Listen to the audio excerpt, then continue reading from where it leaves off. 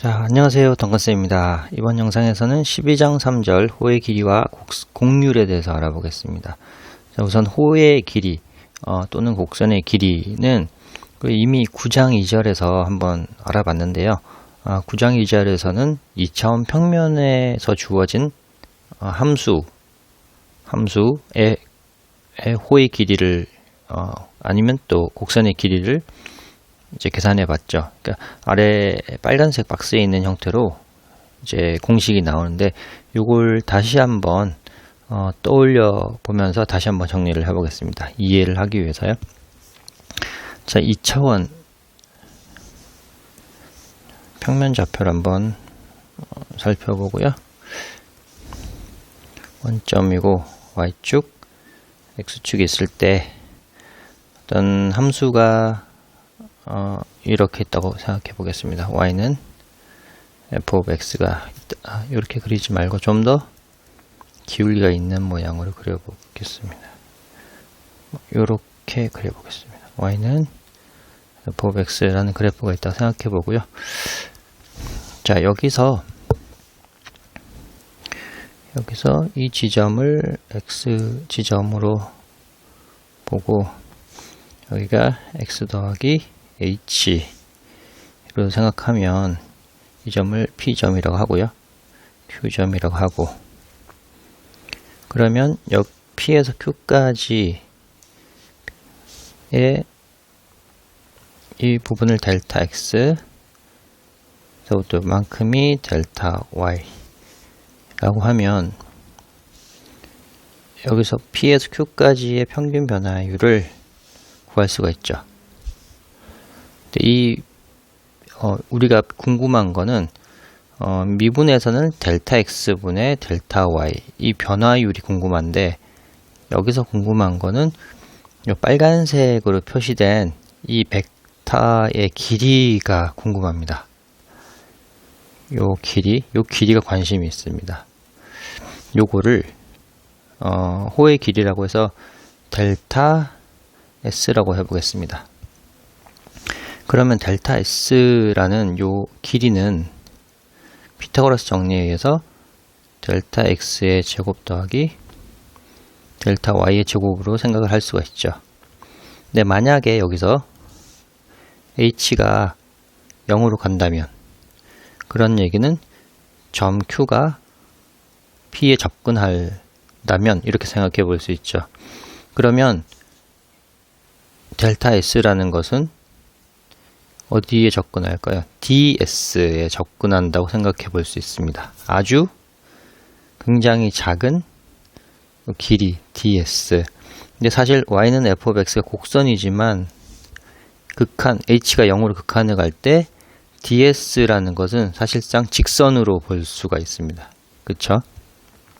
그래서 이 아주 작은 처음에는 델타 s가 이 곡선 P와 Q 사이의 거리를 나타내는, 이게 P와 Q 사이의 선분의 길을 나타냈지만 ds로 극한으로 이제 접근하게 되면 이 y는 f of x의 아주 잘게 자른, 아주 극소의 잘게 자른 요 길이, 하나의 길이가 되겠죠.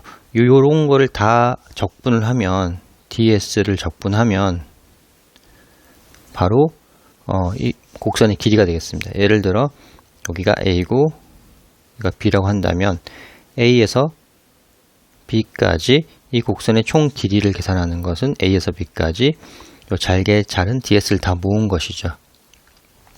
그러면 ds는 어떻게 되냐? ds는 역시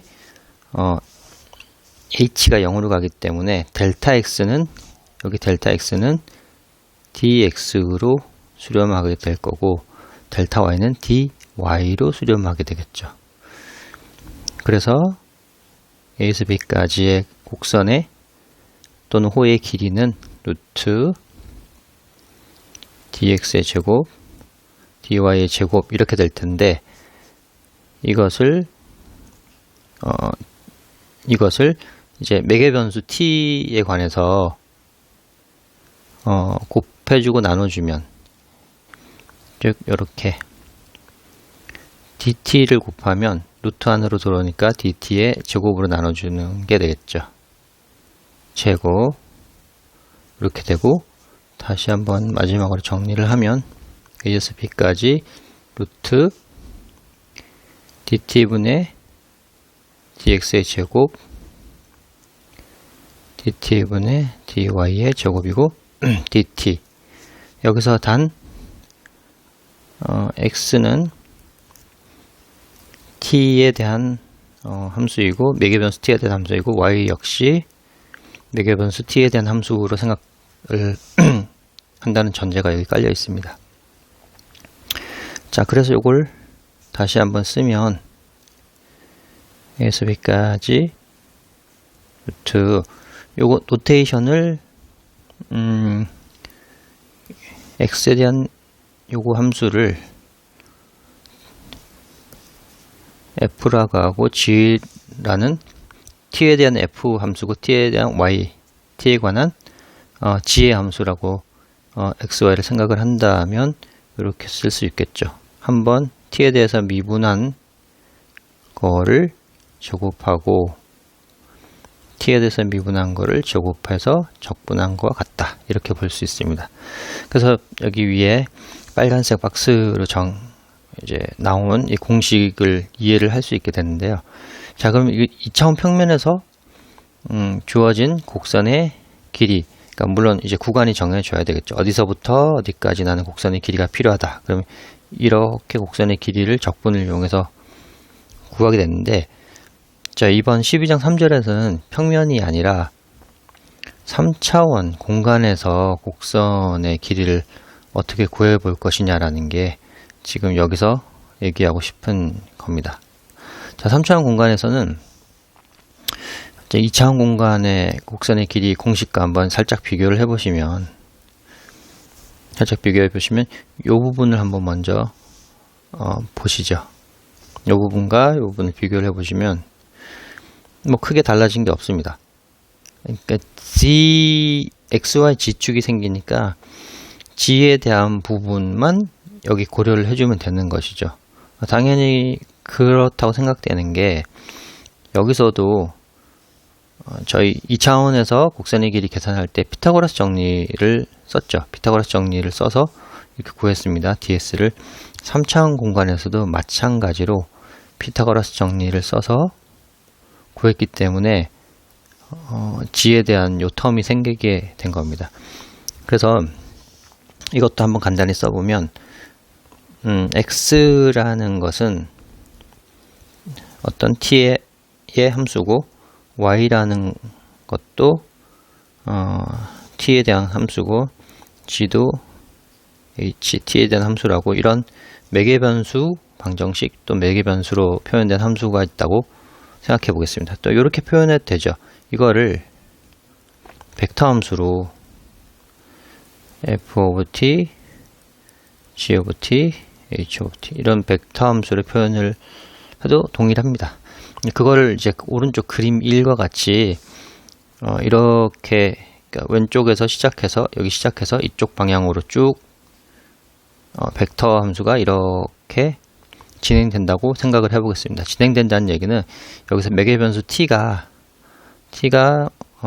여기서 어떤 a에서 b까지 변할 때,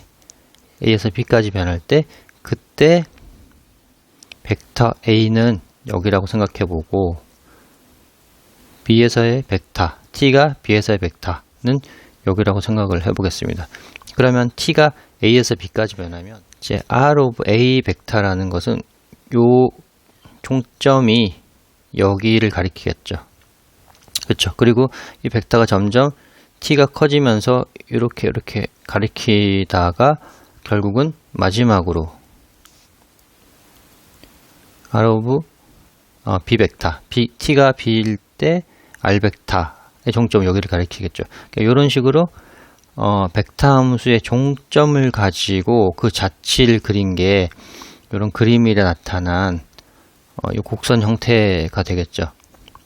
이건 앞절에서 이제 확인하신 거를 다시 한번 말씀을 드렸습니다. 자, 이런 식으로 될 텐데, 이런 식으로 될 텐데, 여기서도 마찬가지로 지금 t가 여기서 아까처럼 하나의 요 꺾여진 직선을 한번 생각해 보죠. 여기서부터 여기까지, 여기서부터 여기까지고, 여기서의 벡터를, 여기서의 벡터, 그러니까 이렇게 가리키는 거를 t 벡터라고 하고, 이쪽 가리키는 벡터를 t 더하기 h 벡터라고 해보겠습니다. 그러면 여기 빨간색에 주어진 이 방향의 벡터를 델타 s라고 해보면, 델타 s라는 벡터는 t 더하기 h 벡터에서 빼기 t 벡터를 뺀 것이 됩니다. 그죠? 그러면 이때 h가 0으로 접근하게 되면, 파란색으로 써보겠습니다. h를 0으로 극한을 보내게 되면 델타 s라는 것은 아주 굉장히 짧은 단위 길이가 되는 것이죠. ds로 근접하게 되고, 이 ds라는 것은 이제 굉장히 극한으로 짧아졌기 때문에 사실상 직선에 근접한다고 볼 수가 있습니다. 그래서 이런 ds, 아주 작은 조각의 직선, 굉장히 작은 조각의 직선을 a에서 b까지 다 모으면 이게 바로 그 벡터 함수로 주어진, 또는 매개 변수로 주어진 요 방정식의 t는 a에서부터 그리고 t가 b까지 요 한번 이렇게 감아서 가는 요 길이의 곡선의 길이를 구할 수 있게 됩니다. 자, 그러면 이제 ds는 그럼 어떻게 표현을 될 거냐? 3차원 공간이기 때문에 ds는 원래 델타 s는 이렇게 표현이 되겠죠.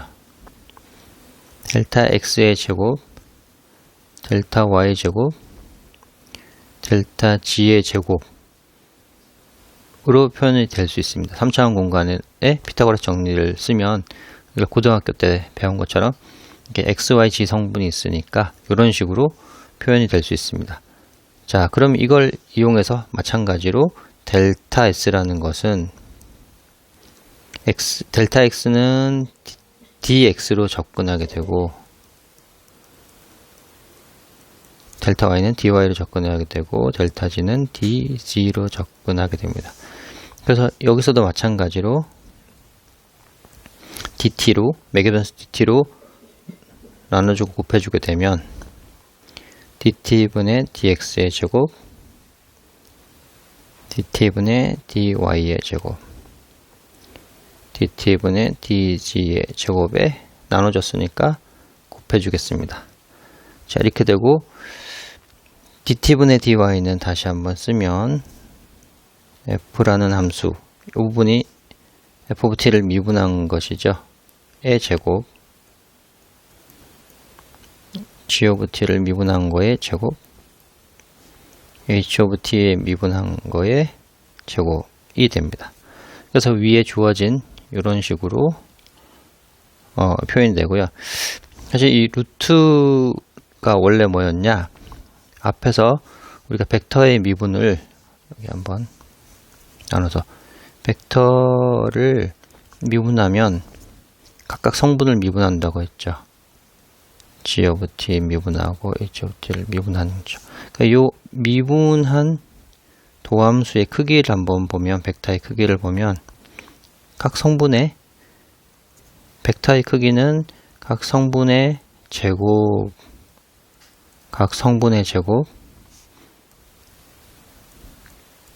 제곱으로 이렇게 표현된다고 했으니까 이게 바로 여기 보이시는 요 부분입니다.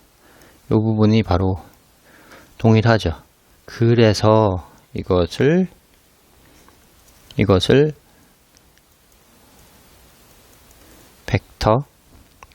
벡터 함수의 미분, 도함수의 크기와 같고 이것을 t에 대해서 미분을 하면 결국 이제 이것이 t가 a에서 b까지 변할 때 벡터 함수의 곡선의 또는 호의 길이를 나타내는 공식이 되겠습니다.